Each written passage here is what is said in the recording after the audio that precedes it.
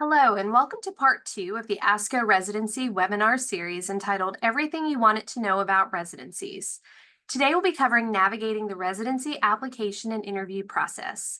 My name is Dr. Caroline Pate, and I serve as the Director of Residency Programs at the UAB School of Optometry.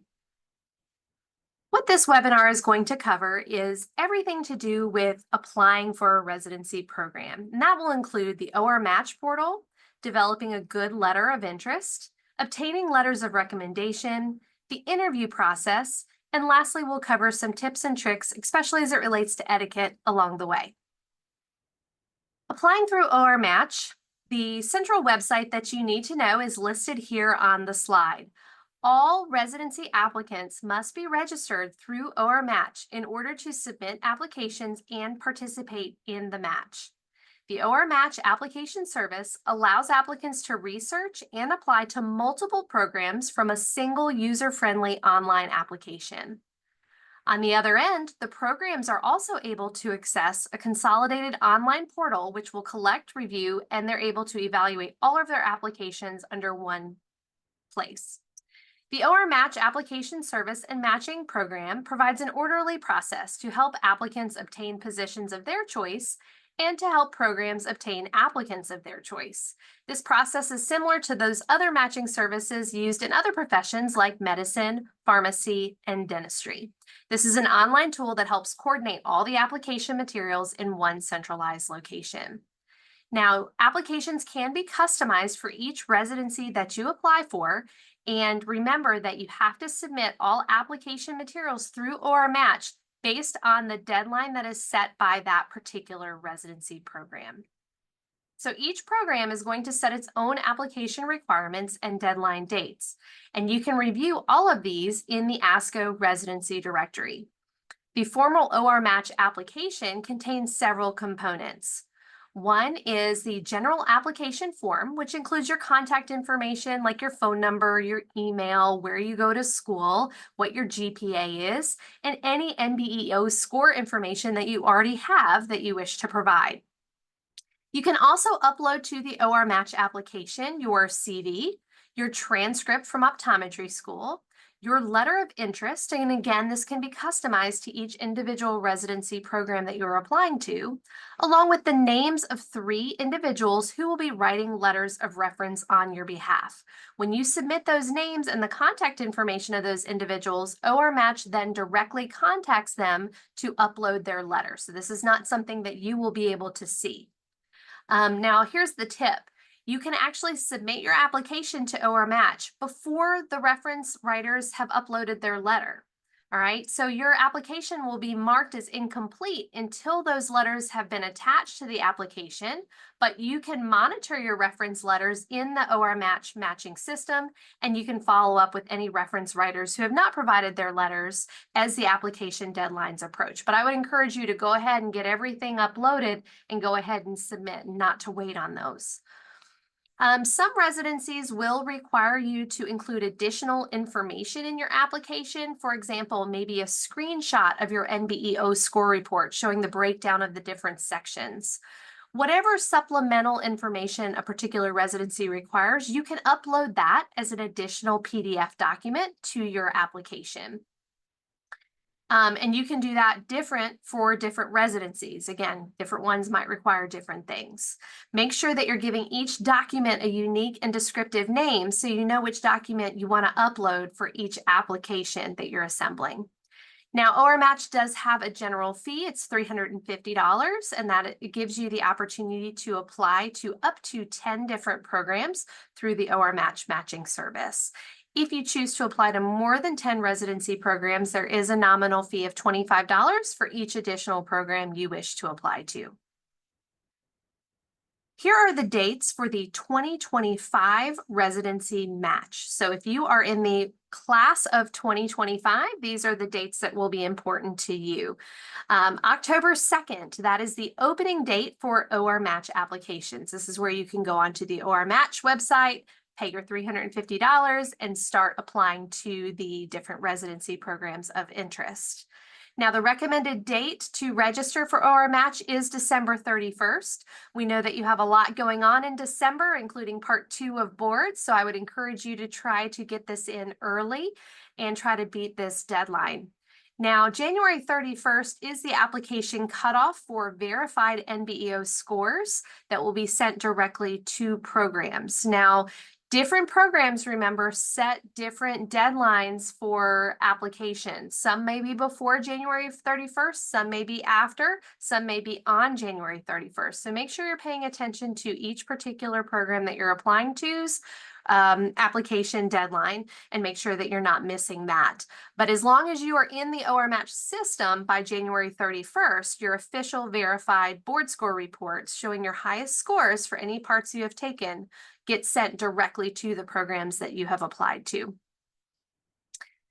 All right, February 10th is when you get to begin submitting your rank order lists, and you have approximately 2 weeks. This window of time closes on February 25th at midnight Eastern Standard Time, so you don't want to miss the deadline of February 25th. Try to submit your rankings early to ensure that you've gotten confirmation that ORMatch has received your submission and your rank order list. The date that you'll be looking forward to is March 4th. That's when applicants find out which residency they've been matched with, as well as programs find out which residency candidates they've been matched with and will have as their next resident.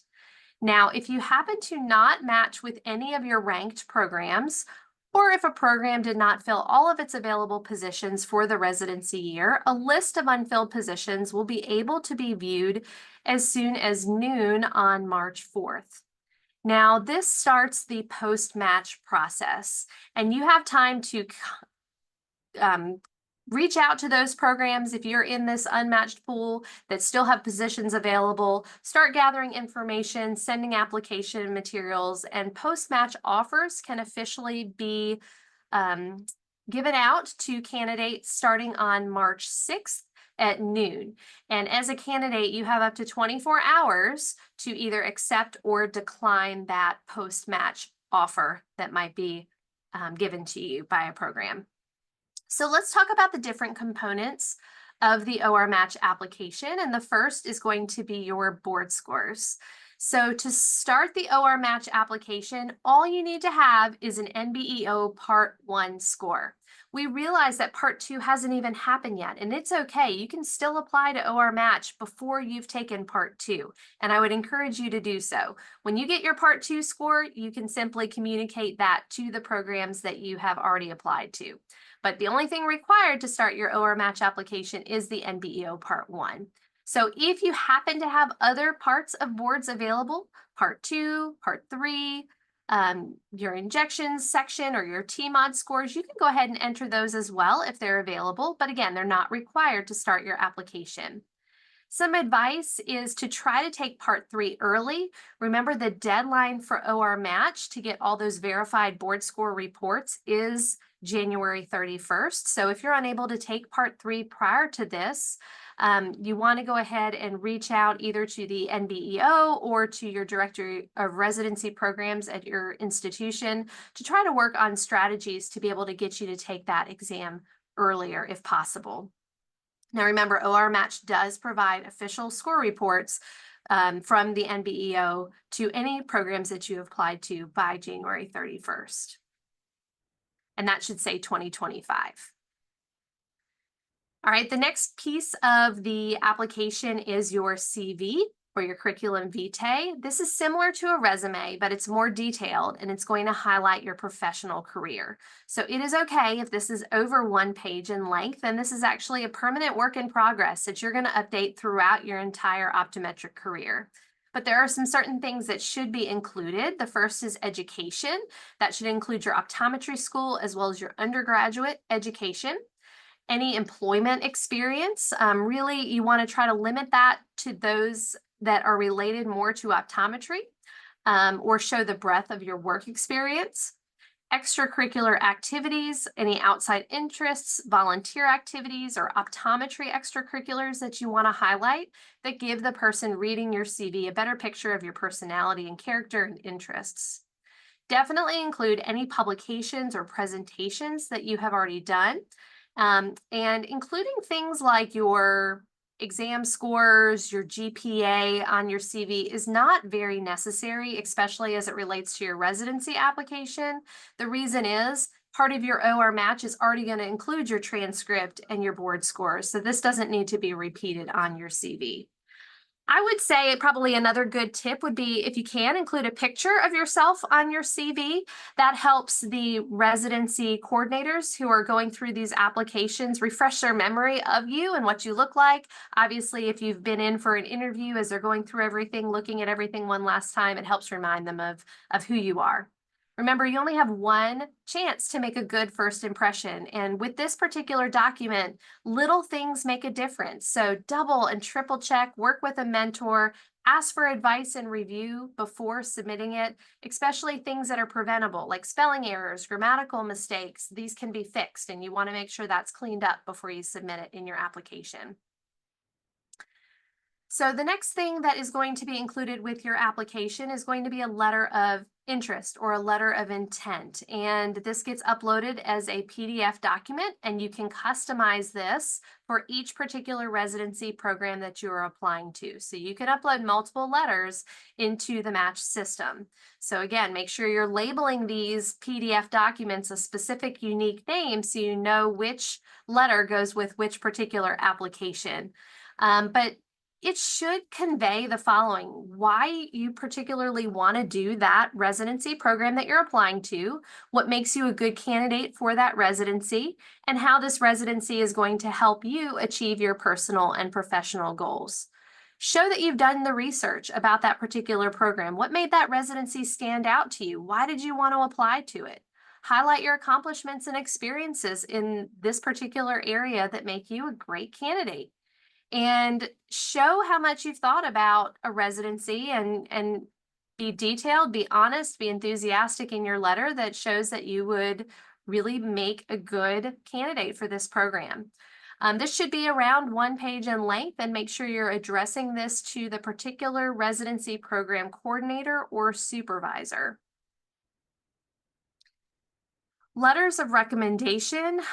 These are people that you choose to write letters on your behalf to recommend you for a particular program. So you have to provide in your ORMatch application the reference writer's name and email address. And you can add a label or personal note to the request to clarify for both you and the reference writer which letter is being requested. And then the system is going to go ahead and send an email to that particular reference writer with a link to accept your request. All right, then the reference writer can upload their letter directly as a PDF into your application, but you will not have access to the content of the letter. You're going to be able to track your reference request to see if the letter's already been uploaded, and I would encourage you to follow up with those letter writers. Make sure you thank them after they've done it. And then at the end of everything, once the match has happened, please let them know where you landed. You know, a lot of people that write reference letters, we get a lot of these requests and we're happy to do it, but then sometimes we never know what the outcome was. So make sure you do thank your reference writers and let them know where you ended up matching for your residency. I think the most effective recommendations are going to come from people who know you well and who can speak to your clinical ability. Remember, residencies are clinical programs where you're going to gain advanced competencies. So you want somebody who can speak to how you perform in clinic. And it probably wouldn't hurt to sit down with your reference writer and discuss which programs you're applying to and why, and give them a copy of your CV so they can also highlight some of your accomplishments. Let them know a deadline that you need this letter uploaded by. Okay, so a lot of them have multiple requests coming in, and making sure that they know who to address it to and what the deadline is very important. All right, so if you have different reference writers for different residencies that you'll be applying to, the matching service allows you to do that.